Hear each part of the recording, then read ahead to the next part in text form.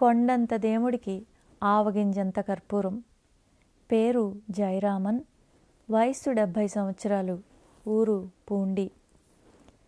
శ్రీ స్వామి మహత్యం గురించి వారు కలశపాకంలో సంచరిస్తున్న రోజుల్లో విన్నాను. కానీ నేను వారిని దర్శించుకున్నది మాత్రం వారు పూండిలోని అరుగు మీద కూర్చున్న తర్వాతే.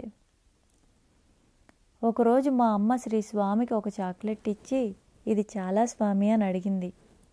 వెంటనే శ్రీ స్వామి కొండంత దేవుడికి ఆవగింజంత కర్పూరం అన్నారు తమాషాగా. ప్రతినిత్యం నేను శ్రీ స్వామి పాదపూజకు ఉపయోగించిన పంచామృత ప్రసాదాన్ని ఇంటికి తీసుకువెళ్ళేవాడిని. నేను వృత్తిరీత్యా ఉపాధ్యాయుణ్ణి. ఆ రోజుల్లో కుటుంబ నియంత్రణ కోసం గ్రామాల్లోని ప్రజలను ఒప్పించి తీసుకొని రావాల్సిందిగా ఉపాధ్యాయులపై పై అధికారులు ఒత్తిడి ఎక్కువగా ఉండేది.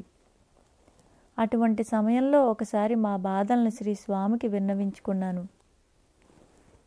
శ్రీ స్వామి, సరే నువ్వు విల్వారణి వైపు వెళ్ళు, కేసు ఉంది అన్నారు. ఉపాధ్యాయులు 4 కలిసి విల్వారణి వెళ్ళాము. అక్కడ మా 4కి 4 కేసులు దొరికాయి. ఆ సమయంలో ఆ ఇబ్బందుల నుండి శ్రీ స్వామే మమ్మల్ని కాపాడారు. నేను ఒక అతని దగ్గర 300 రూపాయలు అప్పుగా తీసుకొని ప్రోనోట్ రాసి ఇచ్చాను. నేను అప్పు చెల్లించాను, కానీ అతను ప్రోనోట్ ఇవ్వలేదు. కొద్ది రోజులు గడిచాక తనకు డబ్బు ఇవ్వలేదని పేచీ పెట్టాడు.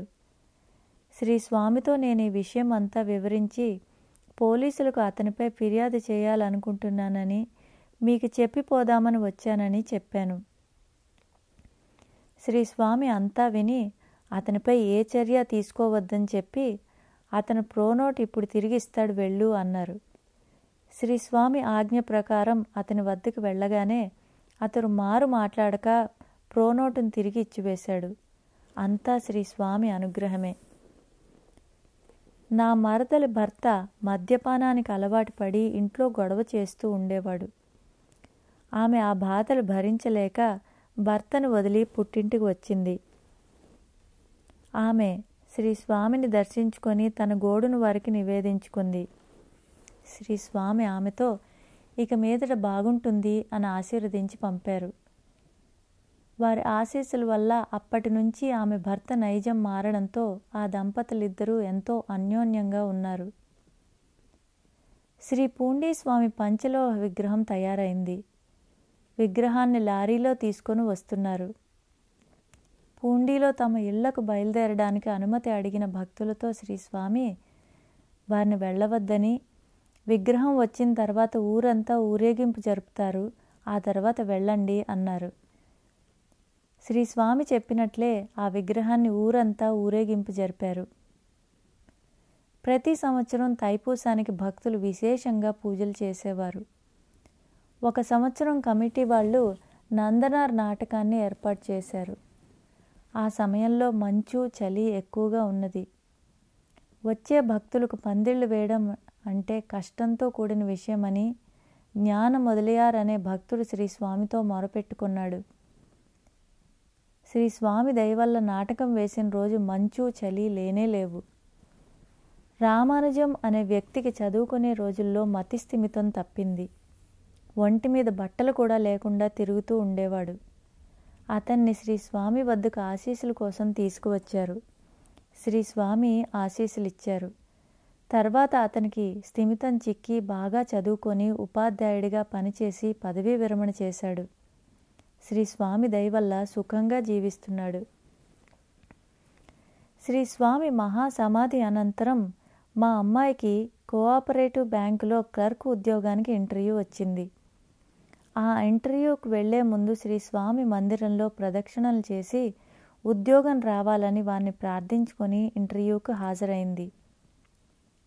ఇంటర్వ్యూలో అడిగిన సగం ప్రశ్నలకు తాను సరిగా జవాబిచ్చినా మిగతా సగం ప్రశ్నలకు జవాబులు చెప్పలేకపోవడంతో తనకిక ఉద్యోగం రాదని నిశ్చయించుకుంది. నేను ఆమెను ఓదారిస్తూ, నీకు శ్రీ స్వామి దయవల్ల తప్పకుండా 1 కాదు 2 ఆర్డర్లు వస్తాయి చూడు అని చెప్పాను. అలాగే మా అమ్మాయికి 2 ఆర్డర్లు వచ్చాయి. ఉద్యోగం స్థిరపడింది. శనగలు తిని కథ చెబుతారా, కథ చెప్పి శనగలు తింటారా? పేరు ఆర్ముగం, వయస్సు 59 సంవత్సరాలు, ఊరు కాంగణూరు. మా స్వగ్రామం పూండి. మా పెద్దలు కాంగణూరు గ్రామంలో ఇల్లు, వాకిళ్ళు, పొలాలు, స్థలాలు సంపాదించడంతో మేం కాంగణూరుకు తరలి వెళ్ళాము. నా చిన్నతనం నుండి శ్రీ పూండి స్వామి నాకు తెలుసు. ఆ చిన్న వయసు నుండే వారి మహిమల్ని చవిచూసే భాగ్యం నాకు కలగడం నా పూర్వజన్మ సుకృతం. వారు పెద్దలతో మాట్లాడే సమయంలో ఆధ్యాత్మిక తత్వాలను విశ్లేషిస్తూ వారు చెప్పే విషయాలు క్లుప్తంగా, క్షుణ్ణంగా ఉండేవి. ఒక్కోసారి నర్మగర్భంగా మాట్లాడేవారు. నేను చిన్నవాణ్ణి అవడం వల్ల ఆ మాటలకు భావాన్ని గ్రహించలేకపోయేవాణ్ణి. వయస్సు పెరిగాక వారి మాటల అర్థం కాసాగాయి. నేను 5వ తరగతి వరకు పూండి పాఠశాలలో చదువుకున్నాను. పాఠశాలకు సమీపంలో ధర్మపురి అమ్మ అనే ఒక స్త్రీ నివసించేది. ఆమె ఇంటి అరుగు మీద శ్రీ స్వామి కూర్చొని ఉండేవారు. విరామ సమయంలోనూ, మధ్యాహ్న భోజన సమయంలోనూ బడిపిల్లలు శ్రీ స్వామి దగ్గరకు వచ్చి కథలు చెప్పమని అడిగేవారు. శ్రీ స్వామి పంచతంత్ర కథలు, తెనాలి రామకృష్ణ కథలు చాలా బాగా చెప్పేవారు. పిల్లలందరం కాణి, అర్ధణ, అణా చొప్పున అందరి దగ్గర ఉన్న డబ్బులతో శనగలు కొని శ్రీ స్వామి వద్దకు వచ్చి వారితో, స్వామి, శనగలు తిని కథ చెబుతారా? కథ చెప్పిన తర్వాత శనగలు తింటారా అని అడిగేవాళ్ళం. శ్రీ స్వామి, మీకు ఎలా కావాలంటే అలా చెబుతాను. కథ చెప్పిన తర్వాత తినమన్నా తింటాను, తిన్న తర్వాత చెప్పమన్నా చెబుతాను అనేవారు. పిల్లలు శ్రీ స్వామికి శనగలు తినిపించడానికి భయపడేవారు. నేను మాత్రం వారికి ధైర్యంగా శనగలు తినిపించేవాణ్ణి. శ్రీ స్వామి దగ్గర ఉండే మూటలో తిరువాచకం, దేవారం, తిరు అరుల్ప, పెరియ పురాణం, కంద పురాణం, ఇంకా చాలా పుస్తకాలు ఉండేవి. మా తాతగారు ఉపాధ్యాయుడిగా పదవీ విరమణ చేశారు. ఆయన పేరు టి. షణ్ముగ పిళ్ళై. శ్రీ స్వామి సమాధి మందిరానికి ఉత్తర దిక్కున ఉన్న రోడ్డు పక్కన మా పెద్దలకు 36 దూలాల ఇల్లు ఉండేది. ఇంటి ముంగుట పెద్ద పెద్ద అరుగులు ఉండే. శ్రీ స్వామి సంచరిస్తున్న రోజుల్లో వారు అటువైపుగా వచ్చినప్పుడు మా తాతగారు వారిని, రండి స్వామి, రండి కూర్చోండి అంటూ పిలిచి కూర్చోబెట్టేవారు. ఒకరోజు అలానే శ్రీ స్వామిని పిలిచి కూర్చోబెట్టి మా తాతగారు తిరువాచకం, తిరుశతకం నుండి క్రింది పాటను పాడారు. తర్వాత, ఇది మీకోసమే రాసినట్లుంది అన్నారు శ్రీ స్వామితో. శ్రీ స్వామి అలాగంటారా అంటూ తమ మూటలోనున్న పుస్తకం తీసి ఆ పాటను మా తాతకు చూపించి, ఇదేనా మీరు చెప్పింది? సరిగా ఉన్నదేమో చూడండి అన్నారు. మా తాత చూచి అదేనని చెప్పారు. తర్వాత శ్రీ స్వామి పుస్తకాన్ని తిరిగి తమ మూటలో పెట్టుకున్నారు. వరదన్ అనే భక్తుడు తన నివాసాన్ని పూండి నుండి చంగం మార్చుకున్నాడు. అతను 2 సంవత్సరాలకు ఒకసారి వచ్చేవాడు. ఒక కత్తి, గిన్నె తీసుకువచ్చి శ్రీ స్వామిని క్షవరం చేయించుకోవలసిందిగా ప్రార్థించేవాడు. శ్రీ స్వామి ఆహా అనేవారు. అంతే. అతను ప్రతి గంటకు మళ్ళీ మళ్ళీ శ్రీ స్వామిని క్షవరం చేయడానికి అనుమతించమని ప్రార్థిస్తూనే ఉండేవాడు. శ్రీ స్వామికి క్షవరం చేయకుండా ఇంటికి వెళ్ళకూడదు అనుకునేవాడు ఏమో గాని, వారమైనా సరే శ్రీ స్వామి అనుమతికై వేచి చూస్తూ అక్కడే ఉండేవాడు. భక్తులు వరదన్ వచ్చి వారం రోజులైందని, అతనిపై దయ చూపించవలసిందని శ్రీ స్వామిని ప్రార్థించేవారు. శ్రీ స్వామి మాత్రం వారి మాటలను అసలు పట్టించుకునేవారు కాదు. ఎప్పటికో శ్రీ స్వామి దయతో వరదంతో, ఆ ఏదో నీ తరపున చెప్పడానికి చాలామంది జనం ఉన్నారు, నువ్వు వచ్చేసావు, సరే నీ ఇష్టం అంటూ క్షవరం చేయించుకోవడానికి అనుమతించేవారు. వరదన్ శ్రీ స్వామికి గుండు గీసి, గడ్డం తీసి, చేతి వేళ్లకు, కాలి గోళ్లకు గోళ్లు కత్తిరించేవాడు. శ్రీ స్వామి వెంట్రుకలు, గోళ్లు తనతో తీసుకొని వెళ్ళేవాడు. శ్రీ స్వామి సంచరిస్తున్న రోజుల్లో వారు పళ్ళు తోమడం కానీ, స్నానం చేయడం కానీ ఎవరూ చూడలేదు. ఒక దీపావళి రోజు మా తాతగారు, స్వామి, ఈరోజు మీరు మన ఇంటికి రావాలి అని ఆహ్వానించారు. వారు ఉదయాన 10 గంటలకు వచ్చి అరుగు మీద ఆసీనులైనారు. వారికి రకరకాల చట్నీలతో దోశలు పెడితే ఎంతో ప్రీతితో తిన్నారు. ఆ మరుసటి రోజు నుంచి శ్రీ స్వామి అనారోగ్యంతో బాధపడుతుంటే భక్తులు వారిని కారణం అడిగారు. దేవసేనాపతి అంటే మా నాన్న పిలుచుకొని పోయి నా ఆరోగ్యం పాడు చేశాడు అన్నారు శ్రీస్వామి. తర్వాత కొద్ది రోజులకు వారి ఆరోగ్యం కుదుటపడింది. శ్రీస్వామి ఆకలిగా ఉంది, భోజనం పెట్టండి అని ఎవరినీ అడిగేవారు కాదు. కొన్ని సందర్భాల్లో శ్రీస్వామి నాగదాడి పండ్లు తినేవారని మా తాతగారు చెప్పేవారు. సిద్ధపురుషులు ఆ పండ్లు తింటారని కూడా చెప్పేవారు. శ్రీస్వామి పోలూరాన్ కాలువ వంతెనపై కూర్చొని ఉన్నప్పుడు శీతోష్ణాలను లెక్క చేసేవారు కాదు. ఒక చేయి రోజుల తరబడి అలా ఊపుతూనే ఉండేవారు. అలా ఊపుతూ మధ్య మధ్యలో సింహంలా గర్జించేవారు. ఆ సమయంలో వారి కళ్ళు ఎర్రగా పుసులు కట్టి ఉండేవి. ఆ సమయంలో ఎవరూ శ్రీస్వామిని సమీపించడానికి సాహసించేవారు కాదు. కాంగనూరులో మా ఇంటి పక్కనే మా పెద్దనాన్న ఇల్లు ఉండేది. ఆయన భార్య పేరు రామజయమ్మ. ఆమెకు శ్రీస్వామి ఎడల అమిత భక్తి. ఒకసారి మా ఎద్దుల బండిలో నాతో కలిసి రామజయమ్మ, ఆమె సోదరి కుమార్తె, మా అక్క పూండికి వచ్చారు. శ్రీస్వామి కోసం మా పెద్దమ్మ రకరకాల పిండి వంటలు చేసి తెచ్చింది. ఆమె వారికి నమస్కరించి తాను తెచ్చిన చిత్రాన్నాన్ని ఆరగించవలసిందిగా ప్రార్థించింది. శ్రీస్వామి సరేనన్నారు. మా పెద్దమ్మ శ్రీస్వామి చేతిని కడిగి ముద్దలు చేసి భోజనం శ్రీస్వామి చేతిలో పెడుతూ ఉంటే శ్రీస్వామి ఆరగిస్తూ, మీరు నా కోసం వండిన పెరుగన్నాన్ని వదిలి వచ్చారే అని అన్నారు. వెంటనే మా పెద్దమ్మ తాను తెచ్చిన పదార్థాల్లో పెరుగన్నం కోసం వెతికితే కనిపించలేదు. వెంటనే ఆమె తన మతిమరుపుకు చెంపదెబ్బలు వేసుకుంటూ శ్రీస్వామిని క్షమించమని ప్రార్థించింది. శ్రీస్వామి ప్రేమతో, పర్వాలేదు, ఇంకోసారి తీసుకువస్తే తినేస్తే సరిపోతుంది, దానికోసం బాధపడవలసిన పని లేదు అని ఆమెను ఓదార్చారు. శ్రీస్వామి ఆమె పెట్టే ముద్దలు ఆరగించాక మిగిలిన భోజనాన్ని సుబ్రహ్మణ్య స్వామికి పెట్టింది. తర్వాత ఆమె స్వామి చేతిని ముఖాన్ని శుభ్రపరిచింది.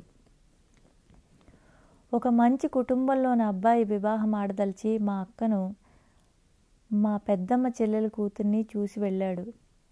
వచ్చిన సంబంధం మంచిదవడంతో ఆ అబ్బాయి ఎవరిని చూసుకుంటాడో తెలుసుకోవాలన్న ఉత్సుకత కలిగి మా పెద్దమ్మ ఆ అమ్మాయిలనిద్దరినీ తీసుకొని శ్రీస్వామి దర్శనానికి వచ్చింది. ఆ అబ్బాయి ఎవరిని చేసుకుంటే వారికి పువ్వునివ్వండి అని శ్రీస్వామిని ప్రార్థించి వారికి గులాబీ పువ్వునిచ్చింది. శ్రీస్వామి ఆ గులాబీని చేతిలో ఉంచుకొని చూస్తూ ఆహా ఆహా అంటూ అప్పుడప్పుడు అంటూ 1 గంట పాటు ఏమీ చెప్పక అలా ఉండిపోయారు. తర్వాత శ్రీస్వామి ఆ పువ్వును మా పెద్దమ్మ చెల్లెల కూతురికి ఇచ్చారు. తర్వాత ఆ అబ్బాయి పెద్దలు మరికొన్ని సంబంధాలు చూశారు కానీ ఏమీ నచ్చక శ్రీస్వామి గులాబీ పువ్వునిచ్చిన అమ్మాయినే వివాహం చేసుకున్నాడు. నా చిన్నతనంలో నేను చూసిన ఒక సంఘటన గురించి చెప్తాను. శ్రీస్వామికి ఊరు పేరు ఏ బాంధవ్యాలు లేవని చెప్తారు. కానీ నేను ప్రాథమిక పాఠశాలలో చదువుకునే రోజుల్లో 10:30 గంటల సమయంలో ఇంటర్వెల్ గంట కొట్టేవారు. ఒకసారి నేను ఆ సమయంలో మంచినీళ్ళు త్రాగి తిరిగి వస్తూ ఉండగా 2 వ్యక్తులు శ్రీస్వామి వద్ద నిలబడి, నువ్వు రా వెళదాం, బయలుదేరు వెళదాం, బయలుదేరు వెళదాం అంటూ శ్రీస్వామిని బలవంత పెట్టసాగారు. వాళ్ళు ఏ చొరవతో అలా వారిని బలవంత పెడుతున్నారో అర్థం కాలేదు. అరుగుకు ఎదురుగా టీ అంగడి నడుపుతున్న మునుస్వామి నాయుడు వాళ్ళనే గమనిస్తున్నాడు. ఆయన ముక్కోపి. మునుస్వామి నాయుడు వారిని మర్యాదగా వెళ్ళిపోమని, లేదంటే వాళ్లను కొట్టి పంపించవలసి వస్తుందని హెచ్చరించాడు. వారు వెనక శ్రీస్వామిని రమ్మని బలవంతం చేస్తూనే ఉన్నారు. శ్రీస్వామి ఊహు ఊహు ఊహు అని అంటూనే ఉన్నారు కానీ ఏమీ మాట్లాడడం లేదు.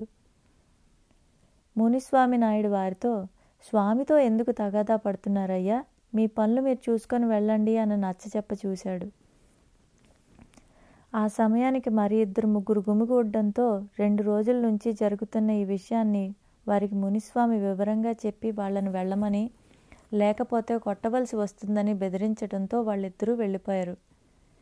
వాళ్ళెవరో ఎందుకు వచ్చారో ఎవరికీ తెలీదు.